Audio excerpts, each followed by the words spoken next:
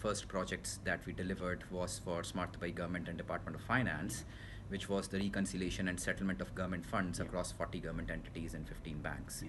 This is not a POC, not a pilot project, not a lab project. It's a full production grade blockchain implementation at a citywide scale. And Smart Dubai themselves very proudly present this solution all over the world as an indication of Dubai's blockchain story. After that project, we are currently involved in a dozen blockchain implementations across GCC. We're working with some of the biggest telcos to launch blockchain as a service for different industry-ready solutions. We are working with a lot of government entities. So after this first project, which is Recon and Settlement, the second project that we are delivering for Smart Dubai Government and Dubai Land Department is a complete paperless property rental platform for the city of Dubai. This is a pilot project that is being done with Vassal Properties, one of the biggest property management companies, and Emirates NBD, obviously the biggest bank of Dubai. Now this is again a production grade implementation where the property rental journeys that residents and citizens of the city go through is completely being transformed into a paperless experience, starting with UAE Pass, which is the digital ID of UAE. We are working very closely with Etisalat in tokenizing their loyalty points. We are also working with Etisalat in setting up the first trade platform of UAE to eliminate invoice discounting frauds. And later on, this is going to get converted into a full digital invoicing platform. So in summary, there are two areas that we very carefully carved out for ourselves in the blockchain space.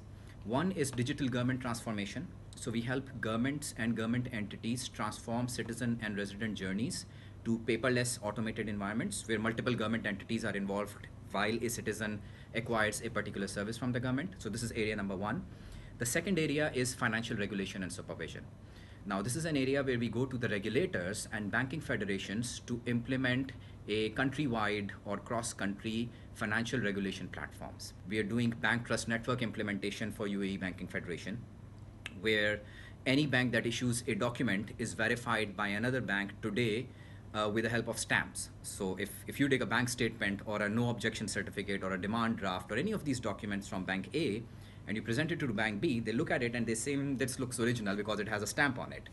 We are providing a secure blockchain-based vehicle where all this information is shared digitally between banks. There are zero knowledge proofs involved in this. There's actual information that can be fetched from the chain.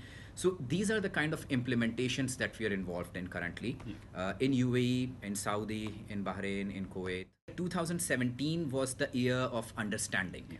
So the market was coming to terms with what this technology is, what it can do. There was a lot of confusion between private permission blockchains and cryptocurrencies. 2018 has been a year of POCs and some projects.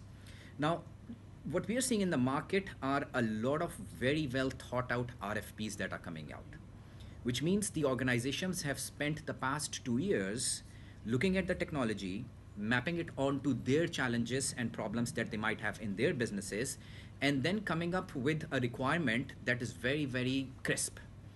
So now they know what problems to solve through blockchain and what problems are not blockchain problems. So I remember when we walked into conference rooms back in 2017 and 18, everything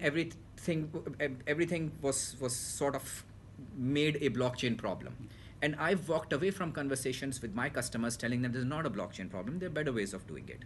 But this has changed now. Towards the later part of 2018, especially in Q3 and Q4, there have been very big RFPs and tenders that have come out from different government entities and state-owned entities, and they're very well written, which means people now understand what blockchain is and what problems it can solve.